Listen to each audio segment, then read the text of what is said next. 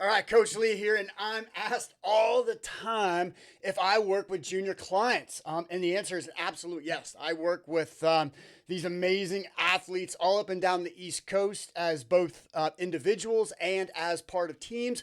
We race at the highest level of the sport, rather if it's road nationals, cyclocross nationals, track nationals, all kinds of nationals. Again, we race at the highest levels of the sport. For one set of my junior athletes, another set of my junior athletes, they are just doing local races, nailing local goals, and just working through this whole thing called endurance cycling to make themselves better, to learn the sport, to learn all kinds of great things. And so basically, this video is for you, the junior parent, the junior athlete, looking to up your game, looking to dramatically up your game in what can be a very complex, very seemingly complex world. And so basically I have some kind of a list I just want to work through. And let's go through my training principles when it comes to junior coaching. Not really principles, some principles, but basically just a big list, all right? So let's jump in here and let's start talking about it. So fun. One of the biggest things with my junior athletes is that I want to keep it fun, right? We want to... there's a huge attrition rate from, 17 to 18 to 20 to 21, right? A lot of people are throwing their bikes away. A lot of people are putting their bikes in the garage and not going back to their bikes until their 30s and 40s. And I really try to stop that, right? And so I really want to keep it fun. And so how do I do that? Well, creating the most exciting workout environment that I can. And basically through all the rest of these principles that we talk about, the number one thing is really to have fun at the junior level. And if they're not having fun, we really need to ask questions. Is this for you? Maybe you need to do another sport, skiing, rowing, things like that. And as we work through that process, that hopefully we ingrain certain ideas, certain habits that they embrace for their life because they're having fun. All right, process. Now this is a huge one because the junior athletes, they're special, and everyone thinks that they're the next, Matthew Vanderpool or something like that. And one of the things that I really stress over and over again, and especially through race season, is the idea that process. Fall in love with the process. Fall in love with looking at your data. Falling in love with doing the workouts. Falling in love with being consistent. Falling in love with having a great training rhythm. Falling in love with communicating with your team, with me, with your family about everything that you're doing. Fall in love with the process. And if you fall in love with the process, those podiums will happen, right? And I always I recommend this book for my my athletes and especially junior parents. Coach John Wooden has this great book. It's all filled with just infinite wisdom on coaching. One of the greatest coaches that ever lived. Here's what he says.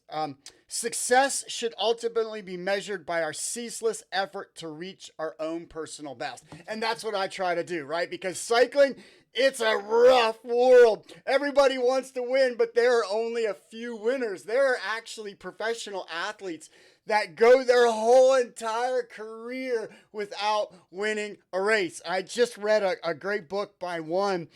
He retired, wrote a book, and now he's working with professional management and teams. And his last race of his professional career, he wanted to win so bad. He was close. He got second, right? So we got to emphasize the whole idea of process, right? Just your ceaseless desire and ceaseless effort towards perfecting the process. That's crucial with me. That's a huge one. Another one, education. So I'm a huge educator. I've been an educator all of my life. Ever since I left high school, I went into substitute high school teaching because I liked educating. And so one of the things that I emphasize in my coaching style is that there is a heavy educational component. There are all these concepts, all these training concepts in this world. And one of the things that I do is that we really break things down so that if your junior is with me for a year or for 2 years, they will have a very solid educational level on why they're doing everything that they're doing. Why are they pursuing periodized training? Why are they doing the workouts in this order during the week, in this order of the year? So many different things. And in the training world for cycling, there are 1,000 concepts that have been invented, even just since the year 2000. And so we go through these concepts. I'm here to answer questions, but I'm here to really guide you through like a curriculum, like coach athlete relationship. And that's very important to me. I love the education, and I want your junior athlete, I want them to buy in to the process. And the only way that I can do that is if I sell the education. All right. So that's very important. Okay. Oh yeah. Teamwork, gratitude. So one of the big things that I emphasize is the team, that your junior athlete, that they are building a team. Teamwork makes the dream work. And they might not know it, but mom cooking dinner is part of the team. Dad waking up at 2 a.m. to drive that child to a race that has a 7 a.m. start time, that dad is part of the team. The bike mechanic is part of the team. The coach is part of the team. And so I really emphasize gratitude in regards to that team. So when I'm on I do a lot of calls, a lot of Zooms with my clients, the junior clients, and every time I end a call, I'm always like, who's cooking your dinner tonight? And, they say mom, dad, or whatever. And I say, make sure you thank mom for that dinner. She's part of your team. Make sure you thank that bike mechanic. He's part of your team, right? In cycling, you have to have a team. Teamwork makes the dream work, right? It's just you out there on that bike pedaling, but teamwork makes the dream work, right? Mom cooking dinner, dad driving to races, mechanic fixing last minute bottom brackets, right? So that's very important. And the aspect of gratitude, always give thank you cards, always show thanks. That's part of my coaching that I try to emphasize with my clients. Another one, communication. I'm a big communicator, right? So I try to have great communication. With my junior clients, it's very important to meet with them every single week on a Zoom call. We have to look at that week. There's lots of changes that can happen in that week. There's lots of things with school. There's lots of things with family. And we need to be able to change things. We need to be able to move. And that is really where the magic happens. When you have that coach-athlete relationship of communication, this is where the magic happens. Anybody can throw in a plan and say, hey, here's your plan for the month, go do it. But problem with as a junior is that right off the bat, oh, I got driver's ed. Oh, I got a flu. Oh, I got, a choir practice, something like that. And so the magic happens is that how can we get the most out of that junior athlete given their life factors? The only thing that you can do is communicate and have lots of communication and lots of FaceTime, right? So communication is huge for me. I send out weekly emails to the parents, to everybody, Zoom calls. Parents jump on Zoom calls. Mostly it's just with the athletes, but yeah, parents are on those calls, whatever. Experiment, right? So now this is very important. So this goes back to the teamwork. So your junior athlete might join a team, and that team has goals. That team wants your junior athlete to feed their ambitions. Well, never forget, I work for your junior athlete. I work for no teams. I report to no teams. I share information with teams only if you allow, only if your client allows. I work with the teams only if you allow, only if your junior athlete allows, but I am on your side. I am on your team. I'm not on the race team's side, okay? So experiment, right? So this is a great time to experiment. And the experiment might be like, how big can you dig the week before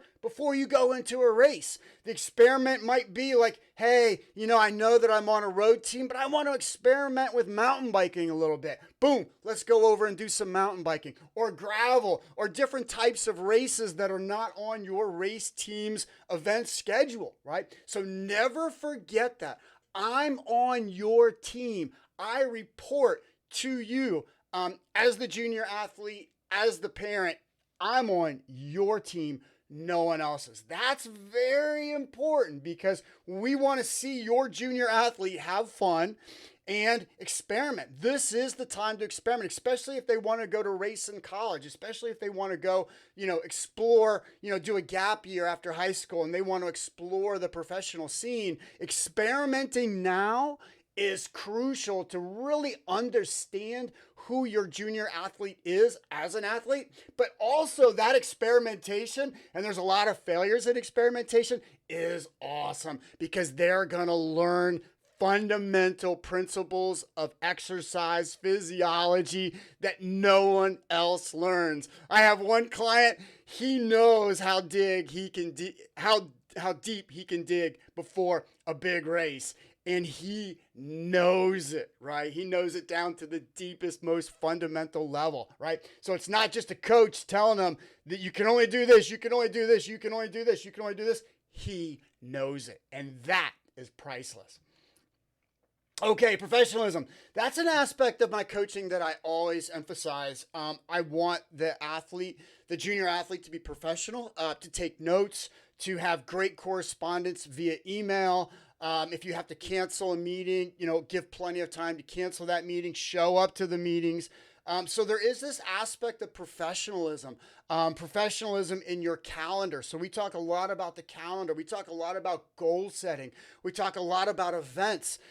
There's a lot of things to do in terms of professionalism that we really try to nail, and that, they become a student of the sport through their professionalism, whether it's, as I just mentioned, is taking notes or making sure that they're leaving comments on our training platform.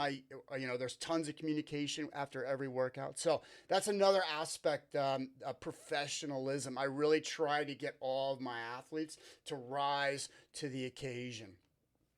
Data analysis. Well, we can't say that enough. Can't stress that enough. So there's tons of data analysis, whether it's power meter, heart rate, cadence, whatever kind of data that you're giving me. I have a lot of junior athletes that are working with those three things that I just said, plus a sleep device, like a Whoop or an Oura Ring or something like that. Something that's tracking their sleep and something that's tracking their HRV. That's very common for juniors now, and we're learning a lot of great stuff. And so, say for instance, I had one athlete, he had a Whoop, he was getting terrible sleep, he didn't even know that he was getting terrible sleep, but basically his bedroom was by the bathroom, and anytime a family member would use the restroom, he's waking up in the middle of the night. And so what do? We can talk about all the kind of sleep hygiene ways in order for him to get better sleep, right? Sleep is crucial to this whole process. It's only through rest